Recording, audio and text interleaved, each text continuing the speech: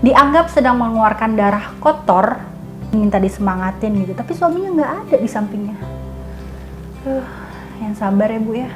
Ibu dukunnya ini sama ibu yang mau melahirkan.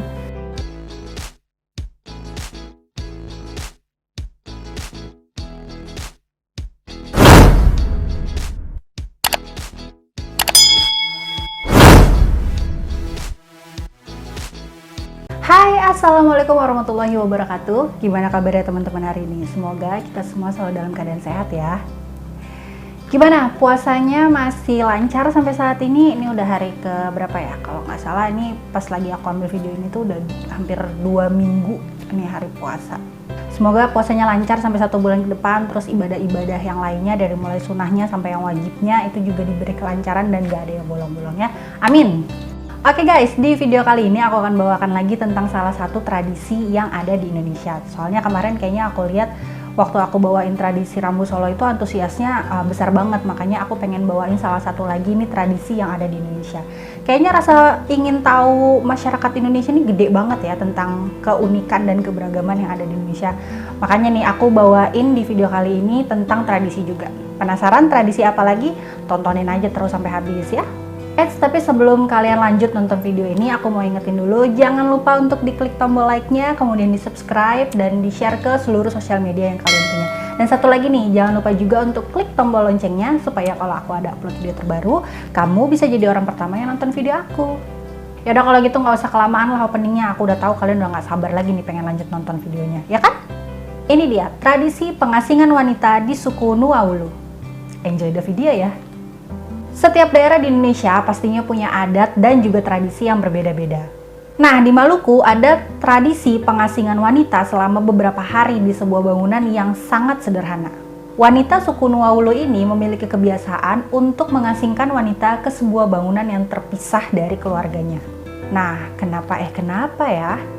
Penasaran kan kenapa wanita di suku Nuwaulo ini diasingkan oleh koloninya? Tapi sebelum aku kasih tahu nih kenapa wanita di suku Nuwaulo ini diasingkan, aku mau kasih sedikit informasi ke kalian semua tentang suku Nuwaulo-nya dulu ya. Jadi, suku Nuwaulo ini adalah salah satu suku yang hidup di Pulau Seram. Tepatnya di Dusun Bonara yang berjarak 35 km dari pusat kota kecamatan di Maluku.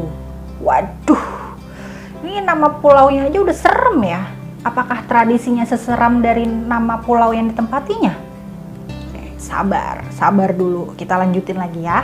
Suku ini banyak mendiami kawasan selatan, terutama Dusun Nuaya dan Dusun Sepan. Tapi sebelumnya aku mohon maaf dulu nih ya, kalau misalkan dari kata-kata aku ada salah penyebutan nama tempat atau nama daerah atau yang lain sebagainya.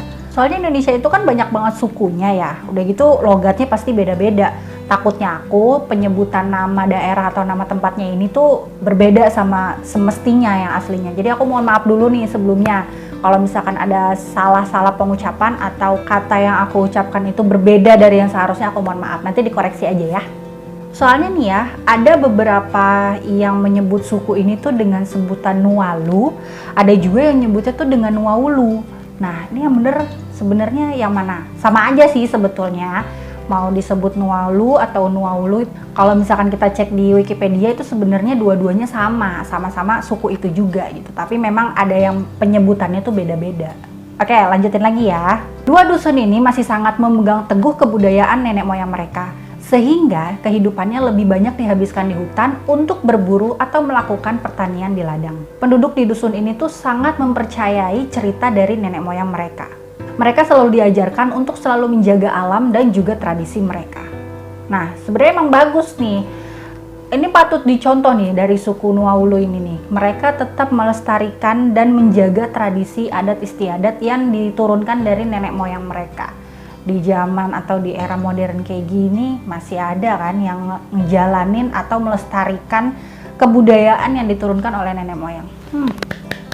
Dan mereka juga nih ya, percaya siapa yang melanggar ketentuan itu akan menerima petaka dari sesuatu yang mereka tinggikan.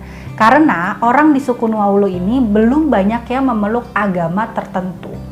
Jadi masih mempercayai kebudayaan dan kepercayaan yang diturunkan dari nenek moyang mereka.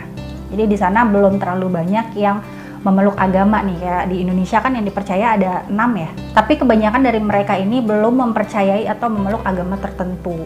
Jadi masih memegang teguh kepercayaan mereka dari turun-temurun tradisi atau kepercayaan yang dianut dari nenek moyang mereka. Nah, itu tadi sekilas atau sedikit informasi yang bisa aku share ke kalian tentang suku Naulu. Oke, kalau gitu kita kembali lagi ke topik awalnya ya, soal pengasingan wanita di suku Naulu ini. Jadi, kenapa para wanita di suku Naulu ini diasingkan? Bukan karena tanpa ada alasannya ya. Dalam kebudayaan orang Naulu, wanita yang sedang mengalami menstruasi ataupun ibu yang akan dan sampai melahirkan dianggap sedang mengeluarkan darah kotor dan dianggap dapat membawa petaka jika berada di dalam kelompoknya. Menstruasi yang pertama kali dialami oleh seorang wanita atau wanita yang akan melahirkan merupakan urusan seluruh warga kampung adat dan juga kepala adat. Makanya ini tuh dirasa menjadi tanggung jawab warga bersama atau warga sekampung tuh, jadi saling mengerti dan juga saling membantu. Jadi karena memang sudah tradisinya di sana ya, sudah menjadi kebiasaan kalau ada wanita yang baru menstruasi pertama atau wanita hamil yang akan segera melahirkan, itu akan segera diungsikan atau diasingkan dari koloninya ke tempat yang jauh dari tempat tinggal mereka. Biasanya wanita yang akan melahirkan atau mendapatkan haid pertama akan secara otomatis mengasingkan diri mereka dari keluarganya. Dan mereka akan menempati sebuah bilik atau mereka menyebutnya dengan tikusune. Di bilik yang sangat sederhana inilah mereka akan mengasingkan diri hingga selesai masa haid atau melahirkan. Jadi mereka tuh udah nggak perlu disuruh-suruh lagi atau dipaksa lagi untuk mengasingkan diri. Secara otomatis mereka tuh udah tahu sendiri nih, karena memang udah kebiasaannya kalau ada wanita yang lagi haid di hari pertama dan wanita yang akan segera melahirkan, ini udah secara otomatis lah dia mempersiapkan dirinya mereka untuk mengasingkan diri dari warga sekitar atau dari koloninya mereka. Nah, bilik yang digunakan untuk tempat pengasingan ini atau tikusune ini, itu lebarnya itu cuma sekitar 2 kali 2 meter. Bayangin ya, udah sendirian, biliknya kecil, nggak ada hiburan apa-apa juga.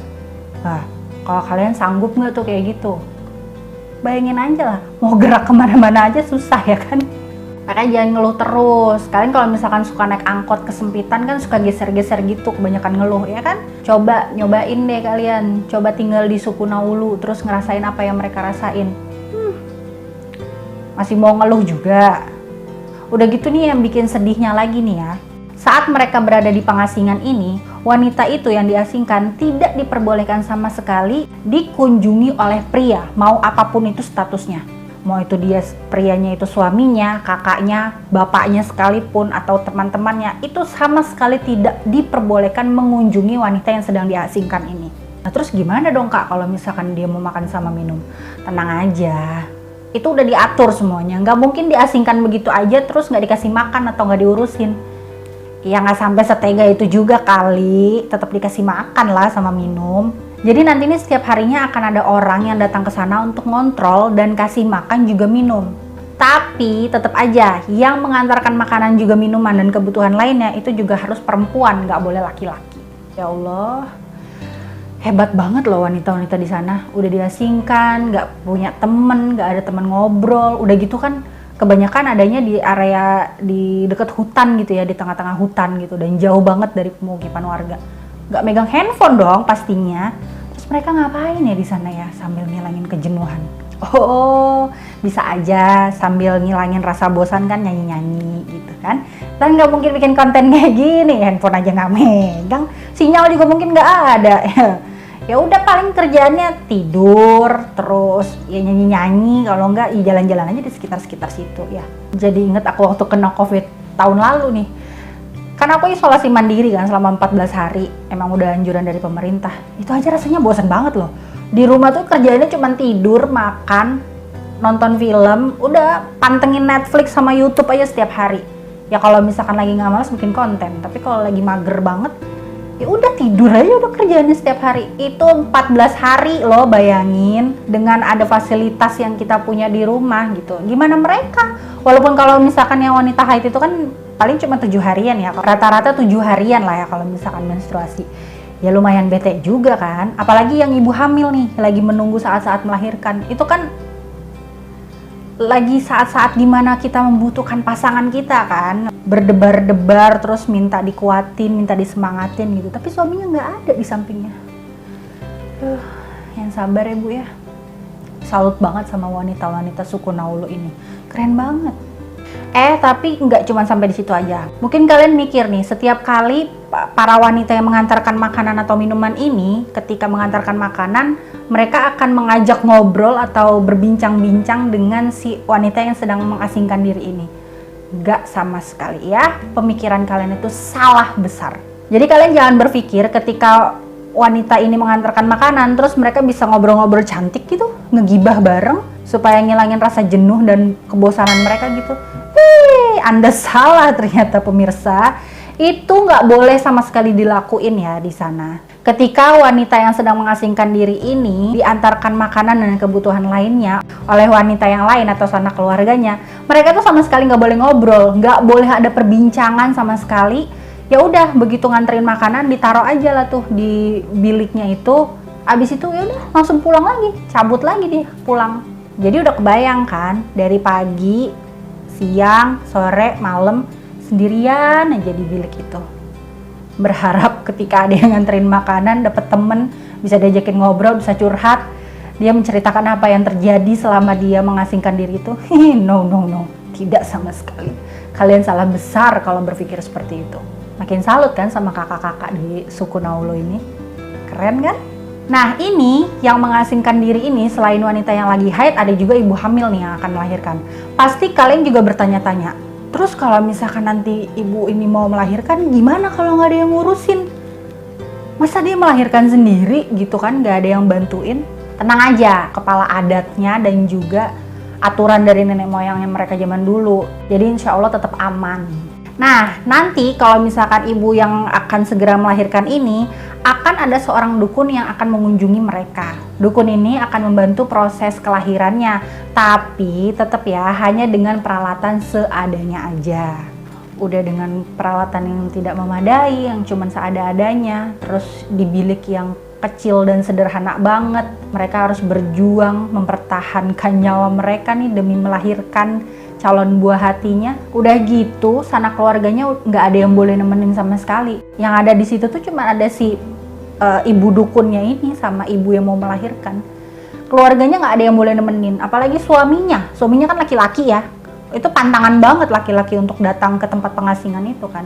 Aduh, luar biasa banget lah. Kan ibu yang mau melahirkan itu kan memang momen yang ditunggu-tunggu itu. Memang momen yang ditunggu-tunggu kan, momen spesial ini kan pengennya ditemenin sama pasangannya ya. Untuk didoain, terus juga dikasih semangat. Dia pengennya itu ada suaminya di sampingnya. Biar ngeliat juga nih proses melahirkannya seperti apa. Jadi makin tambah sayang sama istri sama anaknya. Tapi mau bagaimana lagi, memang sudah peraturan dan kepercayaannya mereka dari nenek moyang mereka ya udah kayak gitu. Jadi ya udah harus dijalanin mau nggak mau. Jadi buat kalian nih para calon ibu yang akan segera melahirkan, kalau misalkan pas hari melahirkannya itu suaminya lagi nggak ada, nggak bisa nemenin kalian di samping kalian, jangan langsung marah sama suaminya, jangan sedih. Kalau misalkan suaminya lagi ada tugas di luar kota, terus nggak bisa nemenin, ya udah, kan masih ada keluarga yang lain yang bisa nemenin. Malu lah sama wanita suku di Naulu itu, mereka aja tuh ngelahirin itu sendirian, cuma ditemenin sama ibu dukunnya gitu. Kalian masih bisa ditemenin sama sanak keluarganya kan, walaupun nggak ada suami, masih harus bersyukur. Yang penting ibu dan bayinya selamat ya. Kemudian setelah proses melahirkannya ini selesai, terus si ibu dukunnya ini juga udah kembali lagi ke rumahnya. Wanita yang habis melahirkan ini nggak boleh langsung pulang ke rumah loh, masih tetap harus karantina. Masih tetap harus diasingkan selama 2 minggu lamanya. Jadi nambah lagi nih. Jadi setelah proses melahirkan selesai, bayinya juga udah keluar, ari-arinya udah digunting, terus si ibu dukunnya ini sudah selesai melaksanakan tugasnya untuk membantu si ibu ini melahirkan. Ibu dukunnya pulang, tapi si ibu sama si bayinya ini nggak boleh pulang. Masih tetap harus ada di bilik pengasingannya ini selama 2 minggu ke depan. Sebelum akhirnya mereka bisa kembali ke rumah dan disambut sukacita oleh keluarganya di rumah. Ya Allah, benar-benar macam kayak kena COVID deh ini. Isolasinya selama 2 minggu juga ya. Semangat lah pokoknya mamak-mamak suku Naulu ya. Perjuangan kalian luar biasa. Nah, kalau misalkan ibu yang habis melahirkan ini harus melakukan pengasingan lagi, melanjutkan waktunya lagi selama 2 minggu ke depan setelah melahirkan. Kalau yang wanita sedang menstruasi atau lagi haid, ini setelah masa haidnya selesai, ini boleh langsung kembali lagi ke rumah. Tapi nggak dijemput, pulangnya tetap sendirian. Nggak ada naik ojek, nggak ada naik angkot, pokoknya jalan pulang ke rumah sendiri. Dan itu jaraknya memang lumayan cukup jauh nih dari tempat pengasingan kembali lagi ke rumahnya, karena tempat pengasingan ini adanya itu di tengah-tengah hutan. Jadi memang jaraknya tuh lumayan cukup jauh untuk pulang ke rumah. Kebayangkan gimana rasanya jadi wanita suku Naulu? Makanya wanita-wanita lain nih yang beruntung nih tidak harus melakukan pengasingan pada saat menstruasi atau akan melahirkan, jangan banyak ngeluh, oke? Malu sama suku Naulu, baru kayak gitu doang aja ngeluh. Adanya cewek baru mens hari pertama, hari kedua aja ngeluh sakit perut sampai segitunya, nggak bisa gerak, nggak bisa ini. Ya udah, nikmatin aja, itu tuh nikmat dari Allah. Kalian tuh masih bisa mengeluarkan darah kotor aja tuh bersyukur. Banyak loh perempuan-perempuan yang nggak bisa mens sampai bolak-balik ke dokter, beli obat ini, beli obat itu yang harganya mahal. Udah, pokoknya bersyukur aja, dinikmatin. Allah itu ngasih semuanya itu tuh ada alasannya dan ada tujuannya. Kita tuh bersyukur loh jadi perempuan, dikasih nikmat sama Allah tiap bulan bisa ngeluarin darah kotor. Bayangin, laki-laki itu nggak bisa ngeluarin darah kotor. Paling kalau misalkan mau ngeluarin darah kotor, harus bekam dulu, ya kan? Sakit ditusuk-tusuk. Makanya, jangan banyak ngeluh ya. Oke guys, itu tadi adalah sedikit informasi yang bisa aku sampaikan ke kalian semua tentang tradisi pengasingan wanita di suku Naulu di Kabupaten Maluku Tengah. Walaupun kelihatannya sangat memilukan ya, tapi suku Naulu ini tetap melakukan tradisi pengasingan ini sampai saat ini. Karena ini tuh emang adalah sebagian dari ajaran para leluhur mereka. Kita harus salut nih ya, di era modern saat ini masih banyak banget daerah-daerah di Indonesia yang masih melestarikan tradisi dari nenek moyang mereka. Mudah-mudahan tradisi di Indonesia ini masih tetap bisa dijaga dan dilestarikan sampai keturunan-keturunan kita nanti. Oke, semoga informasi yang aku sampaikan ini bisa menambah pengetahuan kalian lagi tentang keberagaman yang ada di Indonesia. Dan kalau kalian suka sama video ini, jangan lupa untuk diklik tombol like-nya, kemudian di-subscribe dan di-share ke seluruh sosial media yang kalian punya. Dan satu lagi juga, jangan lupa untuk klik tombol loncengnya, supaya kalau aku ada upload video terbaru, kamu bisa jadi orang pertama yang nonton video aku. Terus support channel aku ya, supaya aku terus bisa memberikan informasi yang bermanfaat untuk kalian semua. Oke, kalau gitu sampai di sini dulu video aku kali ini. Kita ketemu lagi di video-video aku selanjutnya. Sampai jumpa ya. Dadah. Wassalamualaikum warahmatullahi wabarakatuh.